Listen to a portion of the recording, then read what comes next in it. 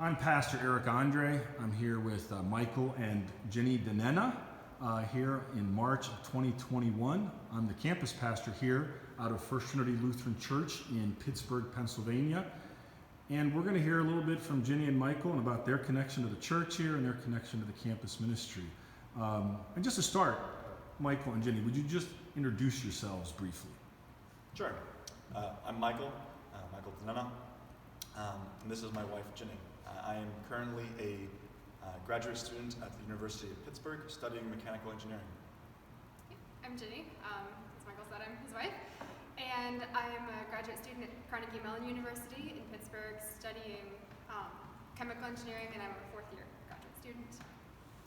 What brought you guys to Pittsburgh? Obviously, the universities, but what brought you specifically to First Trinity? How did you find First Trinity?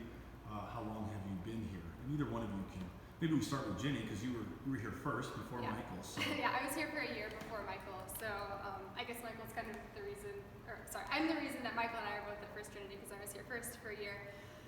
I've been Lutheran Church Missouri Synod my entire life.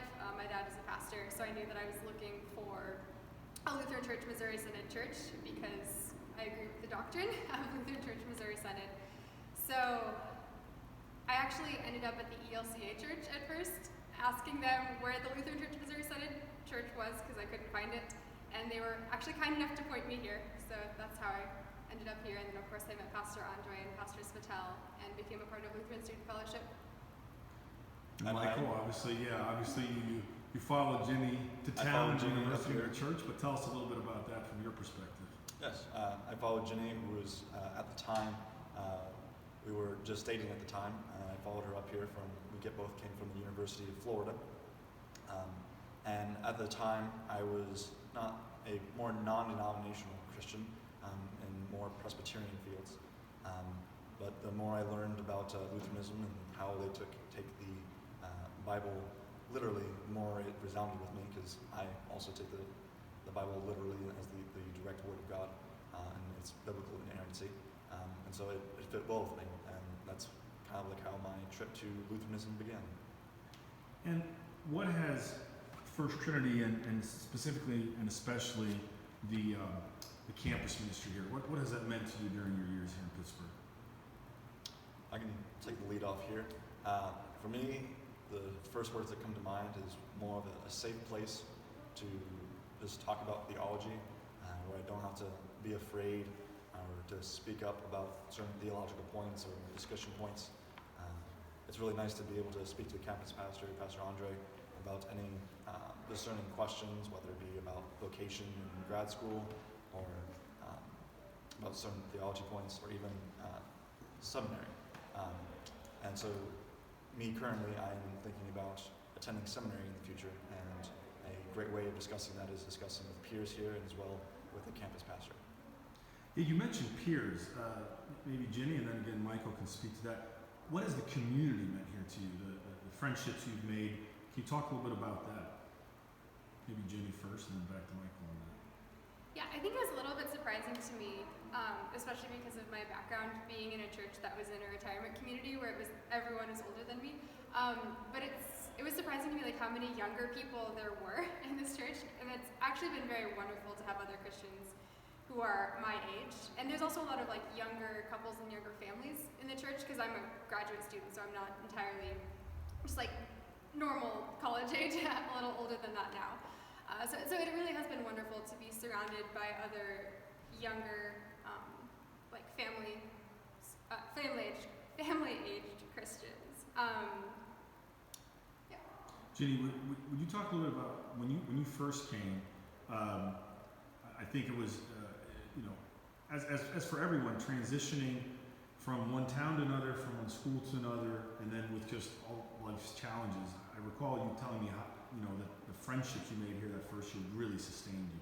Would you mind talking a little bit about that? Yeah, that goes back to your other question, which Michael had answered. And Michael said something about feeling very safe here, and I thought that was interesting because the word that I would use would be sanctuary, which we're sitting in the sanctuary. But not just that, but the church really was almost literally a sanctuary for me in terms of I felt very safe here because when I first came to Pittsburgh, I was having a lot of health issues, and it was very difficult for me to be in a place where I didn't know a single person.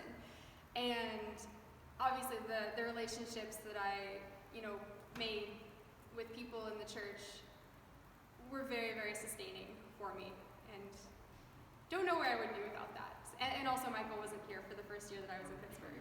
So it was wonderful for me to have friendships with other Christians. That's awesome. That's good to hear. Michael, you want to talk a little about what the community and friendships and people here have meant to you?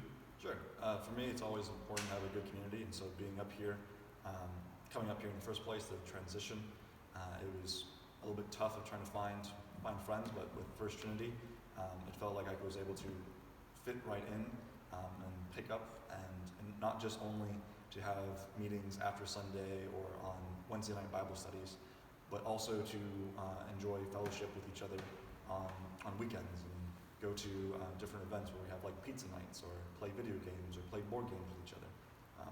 I think that really meant a lot to me to be able to be around like-minded people who share the same faith, but also be able to not just strictly talk about theology, but also be able to just enjoy life together. You were married to each other a year and a half ago, right? It's been about a year and a half now. And of course, I was privileged and honored to do the premarital counseling, which is why your marriage is so strong. But all kidding aside, I think one of the signs of how much the community here has meant to you guys, I remember looking, unfortunately I couldn't attend the wedding down in Florida because I had other travel plans at the time, but I remember seeing the pictures, the wonderful pictures, and I think at least half the wedding party was from here, if not more. Am I right in that? Like Brandon and Christy and Terry and others. Significant number of them came down. A significant number of them. Yeah, many of them actually did come down all the way to Florida from Pittsburgh to attend our wedding, which it meant a lot to us. Oh yeah, and to come all the Brandon way down and from Krista Pittsburgh. were both at the wedding party. That was great. Michael, you mentioned a little bit about that you're thinking about seminary, you're thinking about the ministry, you're kind of in the discernment process. You want to say anything more about that? How that's going at this point? Sure, yeah. Currently, just because of my current vocation, I don't feel as connected to serving my neighbor in my graduate work. And so the more I read on theology books presented to me, something like Bo Garrett's The Hammer of God or C.F. Walther's Yes or No, it's kind of opens my eyes to how much I adore just learning theology. But on the other hand, though, because I've always been a physics and a mechanical engineering major, been a very math portion, it comes down to a question of discernment, like whether if this is really a calling for me to seek after, or if I'm better suited to be a field in mathematics where I can teach mathematics.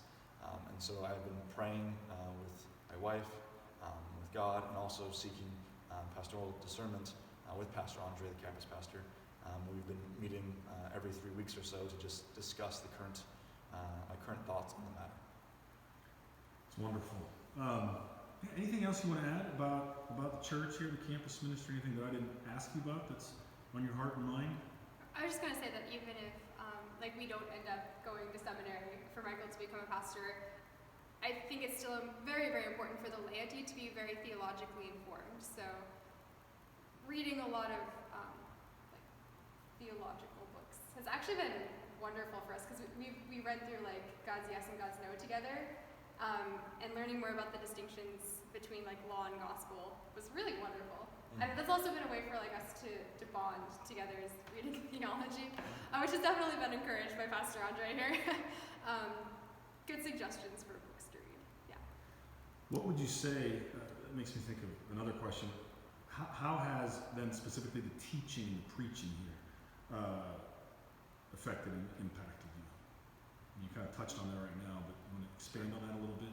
Yeah, I really enjoy we have Wednesday night Bible studies, and we usually go over a different topic every semester. One semester I really enjoyed was simply about routine. And a lot of times people think that routine is boring, but it made me realize why we do certain things in the liturgy, and that how routine is not just a pattern of habits, but it also is where our heart leads. And it kind of made me realize that even the boring things of just even checking your emails or the most mundane things of life, you can relate back to God, and it's not just Sunday morning that is the only time that you can connect to God. So I really enjoyed that Bible study. That's great. Maybe this is a bit of a tangent, but also I adore the liturgy that we do here, and it's, I guess you would say, like, more liturgical and more conservative than even a lot of other Lutheran Church Missouri Synod churches that I've been to.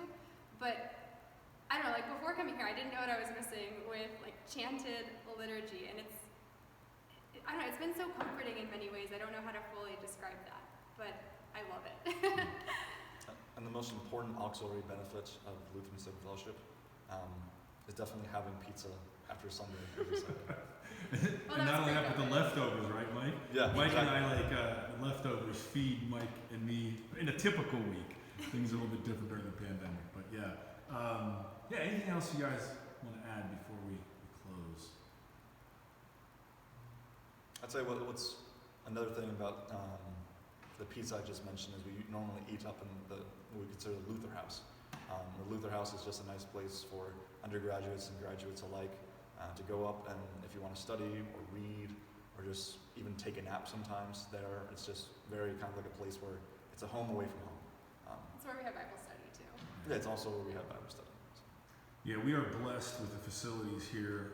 Not only our beautiful worship space, in which the viewers can see the sanctuary in the background, but also the building as a whole provides really good space for all our missions.